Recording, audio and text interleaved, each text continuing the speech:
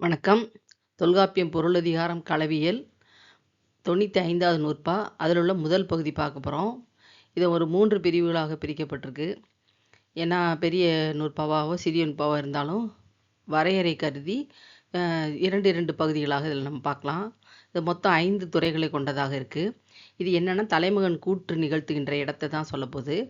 இதனுடைய நூற்பாவுடைய தொடக்கம் பண்பீற் பெயர்ப்பினும் பரிவுற்று மெலியினும் என்பதாக தொடங்குகிறது. இந்த பகுதிக்கு சான்று பகுதியாக ஐங்குறுநூறும் குறளும் எடுத்துக்கொள்ளப்பட்டிருக்கு. அதை நம்ம தொடர்ந்து பார்க்கலாம். இதனுடைய நூற்பா பண்பீற் பெயர்ப்பினும் பரிவுற்று மெலியினும் அன்புற்று நகினும் அவள் பெற்று மலியினும் ஆற்றிடை உறுதலும் அவ்வினைக்கு இயல்பே. மொத்தம் 5 இடங்கள்ல அவன் பேசுகிறான். பண்பீற் பெயர்ப்பினும் வர்ற இடங்கள்லாம் ஒவ்வொரு துறை. பரிவுற்று மெலியினும் 2, அன்புற்று நகினும் அவள் பெற்று மலியினும் ஆற்றிடை உறுதல். மொத்தம் 5 துறைகளை கொண்டது. அவ்வினைக்கு இயல்பாக நடக்கக்கூடியது. இதனுடைய பொருள் தோழியல் கூட்டத்தின்கண் தலைமகனுக்கு உரியதோர் இயல்பு உணர்த்துகிறது. தோழியல் கூட்டம் சொன்னாவே தலைவனும் தோழியுமாக பேசக்கூடிய இடத்தில் சந்திக்கக்கூடிய இடங்கள் தான் கூட்டம் என்று சொல்லப்படும். அப்போது தலைமகன் 5 இடங்களில் பேசுகிறான். 5 காரணங்களுக்காக பேசுகிறான். தலைமகளது இளமை பண்பினை தோழி எடுத்து கூறி தலைவனை அந்த இடத்திலிருந்து பெயர்த்த வழியும். அப்போது தோழி சொல்கிறா, அவள் ரொம்ப இளமையாக இருக்கா, ரொம்ப சின்ன பொண்ணு, அதை வேண்டாம், நம்ம காமக்கூட்டம்லாம் வேண்டாம் என்பதாக தலைவனை அந்த இடத்திலிருந்து பெயர்த்த வழியும்னா பெயர்த்தல் என்றால் ஒரு இடத்துல மற்றொரு இடத்து இடம்பெயர்தல். நீக்குகின்ற இடத்தும் வருத்தத்தினால் மெலிகின்றமை, அவன் வருத்தப்பட்டு மெலிந்ததை சொல்லுகின்ற இடத்தும் தலைவன் எந்தெந்த இடத்துல பேசுவான், தோழி சொல்லும்போது பேசுவான். அப்புறம் தன்னுடைய வருத்தத்தை சொல்லுகிறான். குறையை மறுக்கும் தோழி அன்பு தோன்ற நகைத்த நிலையினும், அவள் எப்பயாவது சிரித்து விட்டாளா, நகைத்து விடுகின்ற இடத்திலும் கூட தன்னுடைய கஷ்டத்தை அவள் சொல்லிக்கிட்டு இருக்கும்போது சிரிக்கும் பொழுதும் அவன் பேசுகிறான். அடுத்தது அவளது உடன்பாட்டினை பெற்று மகிழும் போதும் பேசுகிறான். சரி, நான் தலைவியை கூட்டி கொண்டு வருகிறேன் என்று அவள் ஒத்துக்கொள்ளுகின்ற இடத்திலும் அவன் மகிழ்ச்சியாக பேசுகிறான். தான் செல்லும் வழி இடையூறு உண்டாகும் இடத்தும், போகின்ற வழியிலெல்லாம் ஏற்படுகின்ற தடங்களை சொல்லும் இடத்தும், என்னென்ன வழியில் ஏற்படுகின்ற பிரச்சனைகளை சொல்லும் இடத்தும் தலைவனுடைய கூற்று நிகழும். தோழியல் கூட்டமாகிய அந்த வினைக்கண் தலைவன் கூற்று நிகழ்தல் இவ்வாறாக இயல்பாக நடக்கும்.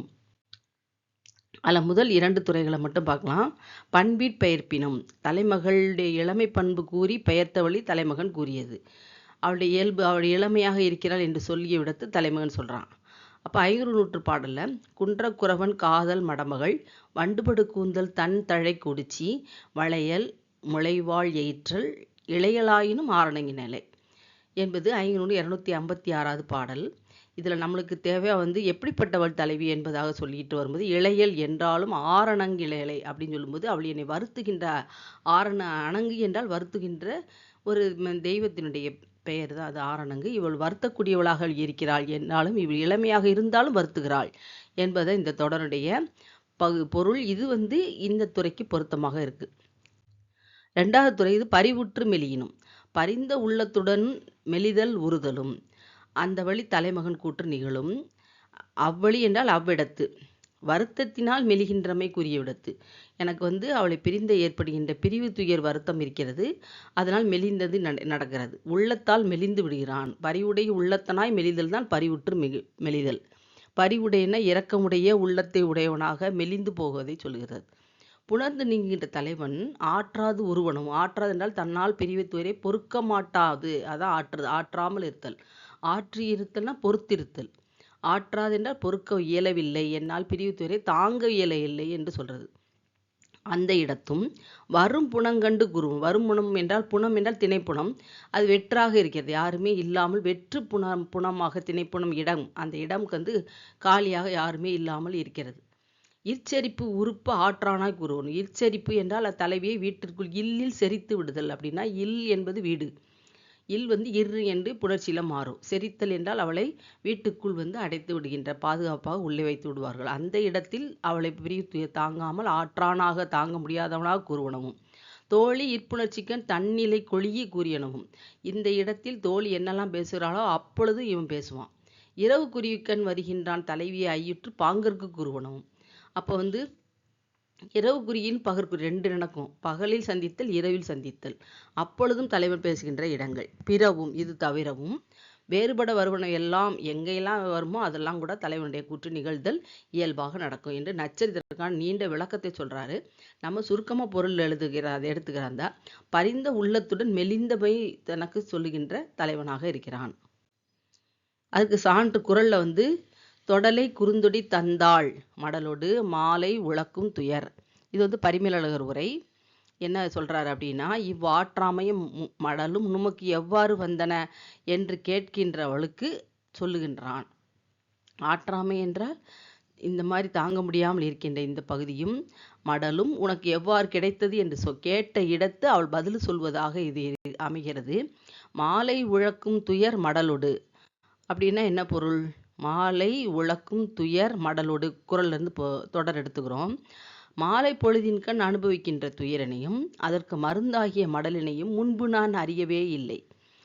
இந்த மாதிரிலாம் கஷ்டங்கள் வரும் என்பதையும் மடல் என்பது என்னது? ஒரு கடிதம். அந்த மாதிரி மடலும் வருவதும் அந்த துயரை போக்கும் என்பது பற்றி எனக்கு முன்னாலே எதுவுமே தெரியாது. தொடலை குறுந்தொடி தான் தந்தாள். இது பொழுது எனக்கு மாலை போல தொடர்ந்த சிறு வளையினை உடையவள் தான் எனக்கு தந்தாள். இந்த பொழுது மாலை பொழுது ஏற்படும் இந்த செய்தியை, இந்த துயரத்தினையும் அந்த மருந்தினையும் தந்தவள் யார்? சிறு வளையினை உடைய அவள்தான், அந்த தலைவிதான் எனக்கு கொடுத்தாள் என்று சொல்றான். இந்த தொடலை குறுந்தொடிக்கு மேலும் விளக்கம் சொல்லும்போது, காமம் ஏனைய பொழுதுகளில் இருந்தாலும் கூட, காமம்னா ஒருவர் மேற்கொள்கின்ற மிகுதியான அன்பு இல்லையா? அது வந்து மாலை பொழுதை தவிர எல்லா நேரத்திலையும் அந்த வருத்தம் இருக்கும் என்றாலும், மாலைக்கண் தான் மலர்தல் உடைமையின். அது வந்து அது அதிகமாக இருக்கிற பொழுது வந்து மாலை தான். மாலை உழக்கும் துயர் என்று அதை சொல்றாங்க. மடலும் அது பற்றி வந்ததுனால இழிவும் அவளால் தான் தரப்பட்டது. எல்லா துயரங்களும் அவளால் தான் நடந்தது என்றும், அவள் தான் நீ கூறியதே கூறும் இளமையள். அவள் தான் கூட நீ சொல்லுவதே சொல்லக்கூடிய இளமை. அவள் வந்து என்ன சொல்லுமோ திருப்பி சொல்லக்கூடியவள் தான். தோழி என்ன சொன்னாலும் அதை தான் திருப்பி அவள் சொல்வாள். அவ்வளவு தூரம் அவள் இளமையாக இருக்கிறாள் என்பது அர்த்தம் என்ற பொருள்படதான் தொடலை குறுந்தொடி என்று அவன் கூறுகிறான். தொடலை என்பதற்கு பொருள் மாலை மணிக்கோவைகளால் தொடுக்கப்பட்ட மேகலை என்பது பொருள். பொதுவாக அதனுடைய தனிப்பட்ட பெயராக பார்க்கும்போது என்ன பொருள் இருக்குன்னு சொல்கிறாங்க. அதுக்கு கீழே அந்த பெயர் ஓமைத்தொகை பிறந்த அன்மொழித் தொகை. அது வந்து மேற்கொண்டு ஒரு செய்தியாக சொல்லப்பட்டிருக்கு. நீங்கள் நல்லாவே புரிஞ்சுக்கணுன்றக்காக எல்லா செய்திகளும் சேர்த்து எல்லா உரைகள்லேருந்தும் வேறுபட்டு வருகின்ற செய்திகளையும் பொருள்களையும் நம்ம விரிவாகவே எடுத்து சொல்லிகிட்டே வரோம். அந்த இடத்து வந்து தொடலை என்று சொன்னால் அன்மொழித் தொகையாக இது வரும். அன்மொழித் தொகை என்பது நேரடியாக இல்லாமல் பெயரோடு சேர்ந்து வரக்கூடிய மற்றொரு பொருள் தரும். இது வந்து ஓமை தொகை புறத்து பிறந்த ஓமை தொகையை தாண்டி வரக்கூடிய ஒரு தொகையாக இது இருப்பது அன்மொழி தொகை. இவை அவள் தந்தவாக நிகழ்ந்தால் நின்னால் நீங்கும் என்பது கருத்து. எனவே நீ உதவி செஞ்சால் இந்த துயரம்லாம் எனக்கு நீங்கி போகும் என்று சொல்லுகின்ற இடத்து தலைவன் கூற்று நிகழும். தொடர்ந்து பார்க்கலாம்.